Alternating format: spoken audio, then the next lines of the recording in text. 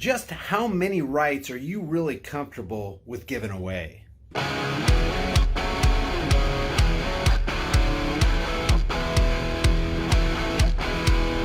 Hey guys, one of the reasons I promote things on my channel is because I use them. And I use them because I believe they benefit me. They help promote strength, endurance, and energy. Energy? I give you some freaking energy around here. A lot of nature's top fruits and vegetables that support a healthy heart, circulatory system, and high energy happen to be red. So come on, spit it out. Where do we get some of this red stuff? I drink Eternal Reds because it's got 8 specific foods that promotes energy. And these foods would be costly and time consuming to get in your typical diet. So click the link in the description and grab some energy. Hey guys, before we go over this video right here, I want to talk about a quote that is often attributed to the guy with the funny mustache, and it's going to tie into what we're going to see in this video that everybody who views it should be up in arms about, because this threatens the freedom of every man, woman, and child on this planet. This is happening in Canada right here, but an injustice that happens to one man anywhere will happen to all men everywhere. This quote right here is, and it doesn't matter who said this, the question is it true? The best way to take control over a people and to control them utterly is to take a little bit of their freedom at a time, to erode rights by 1,000 tiny, almost imperceptible reductions. In this way, the people will not see those rights and freedoms being removed until past the point at which these changes cannot be reversed. And when governments get control over a people, they never relinquish that control. And when these rights are reduced by 1,000 tiny, almost imperceptible reductions, it's this idea and this concept of the frog boiling slowly in the water. You know, at first it's a little cool, then it gets a little bit warmer, and then it's room temperature, and all of a sudden, hey, it's like, whoa, this feels real good. I'm like in a hot tub. This is very therapeutic. And then before you know it, the frog is boiling and he's dead.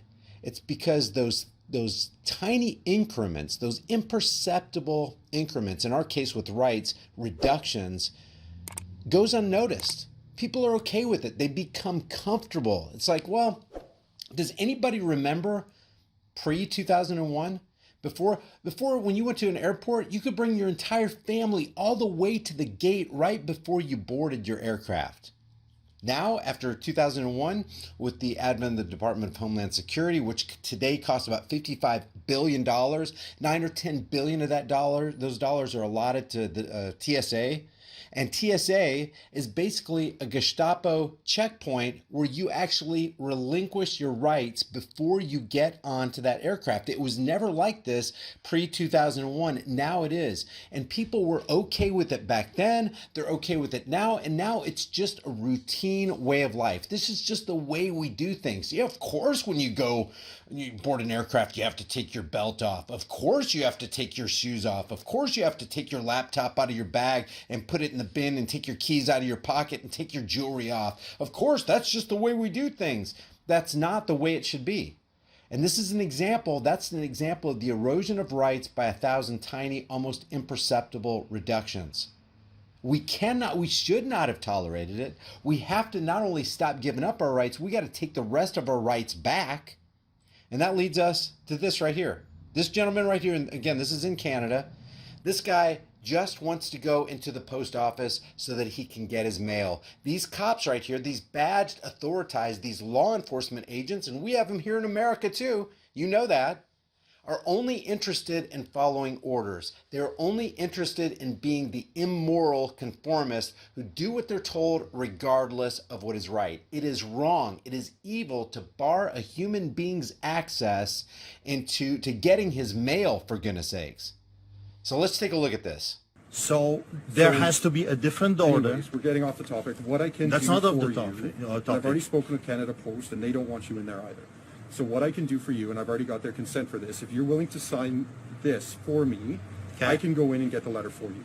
So is that lawful to be Yes. trespassed from the federal place for no reason whatsoever. So I don't know about that because I don't know why you trespassed. But he should know about that. He is a law enforcer. He's supposed to be there upholding the law. This guy asked, is it lawful for you to be doing what you're doing? He's like, I don't know about that. Then what are you here for? If you're not here to uphold the law, and you know, we take law with a grain of salt because it's just the opinions of politicians backed by the threat of force. But if he's not there to uphold the law, then what the heck is he there for? Who's he doing the bidding of? Is he there to champion the cause of this guy's freedoms? What's he doing? Is it telling lawful you. for you to be trespassed? Yes, it is. From the federal place for not wearing a mask. I'm not going to argue with you. But I want to argue with you because you're fine. representing I'm the not law. going to. But I want to. I want the law to be represented for me, That has for a nothing to do with change. this, because what we No, if I have. Listen to me. Okay, Arthur, if you're trespassing somewhere, it's not for us I'm to not decide whether you trespassing. were trespassing So there if or I not. am told, It's for us to enforce tall the guys trespass. are not welcome to come because I don't like tall people. That's fine. Am I allowed to do that in Do Canada? whatever you want. Really? Seriously? I Yeah, can so the discriminate difference between- about you. The difference between that and this is an organization that they have the right to refuse service here, and that's exactly They what do. cannot Okay. refuse. Actually, no, not a federal authority, not a federal office does not have the right to do what they have to actually, they're there to serve the public. This isn't a private establishment. This is a public post office. A public post office does not have the right to discriminate.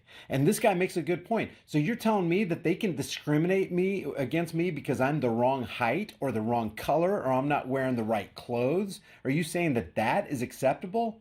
By no standard is this acceptable. This cop knows it. This cop who's not even talking knows it. And again, we have another example where there is no good cop in the picture right here. Why doesn't this lady right here step forward and go, hey, is this really what we're all about? Is this really what we want to do? We really want to take this guy's freedoms away in the name of, hey, it's okay for a federal office, a post office to discriminate? You got to be kidding me. That's not what I signed up for, she should say.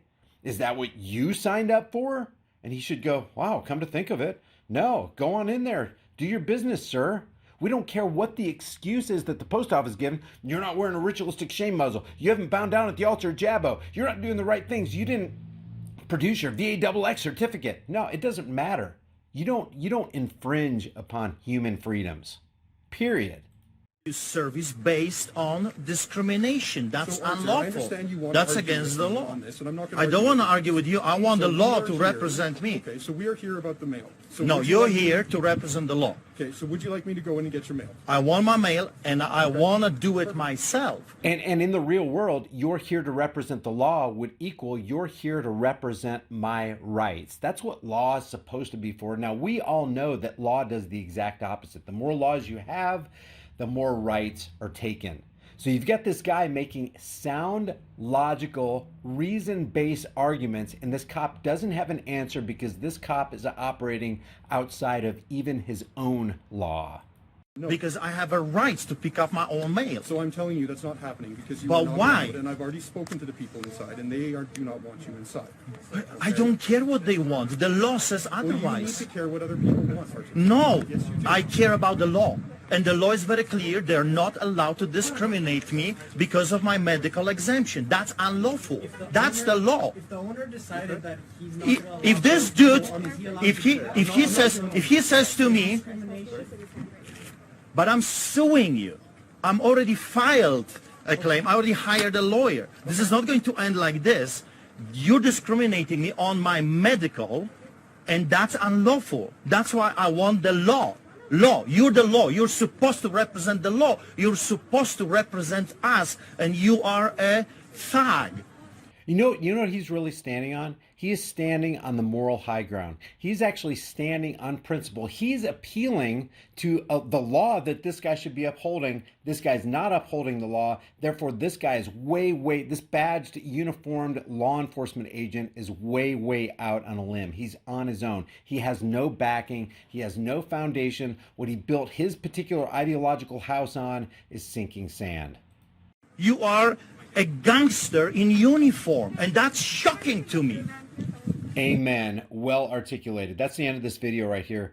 He has rightly criticized and condemned this guy. He's a gangster with a uniform. That is exactly what this guy is. To take away, and he's engaged currently, this uniformed, costumed criminal is engaged in criminal activity as he seeks to take away this guy's rights right here. This guy right here knows more about the law, has more conviction about the law than this bad law enforcement agent. This is infuriating, guys. We cannot take this. We cannot continue to be the frogs sitting in the boiling water. We can't continue to watch our freedoms be eroded by 1,000 tiny, almost imperceptible reductions till we get to the point where these changes cannot be reversed. Leave your thoughts about this for the world and the global thought police in the comments section below, and I'll see you guys in the next video. While we have time and it still retains some of its perceived value, maybe it'd be a good idea to convert your worthless fiat into valuable, storable food. Don't be the one who waits till the food riots start happening. You don't want to be fighting panicking people in the store over that last jar of peanut butter. At Prepare with High Impact Flicks, you can get up to 3 air and watertight gasket sealed ammo cans, each filled with a 4-week emergency supply. 7 food varieties, 2,000 calories a day, 284 servings, breakfast, lunch, and dinner, and each meal comes in a resealable, heavy-duty 4-layered pouch. And it's got a 25-year shelf life. Every order of a 4-week supply gets you $100 off plus free shipping. Here's how simple it is to make. I'm gonna cook up some Granny's home-style potato soup. People are gonna think I'm a culinary hero. You open the pouch, boil 4.5 cups of water, stir the contents, simmer on low heat for 15 to 20 minutes, take it off the heat, then let it set for 2 to 3 minutes before you serve it up. Man, this stuff's so good. People are going to think Granny stopped by and filled your kitchen with a whole bunch of love. Well, if Granny does stop by, she's going to fill your behind with a whole bunch of buckshot if you keep talking with your mouth full. Wipe your dang beard off. It's embarrassing. So maybe convert some of your worthless fiat into valuable food while you still can. Order now and get $100 off of up to 3 4-week emergency food supplies at preparewithhighimpactflix.com. The link is in the description.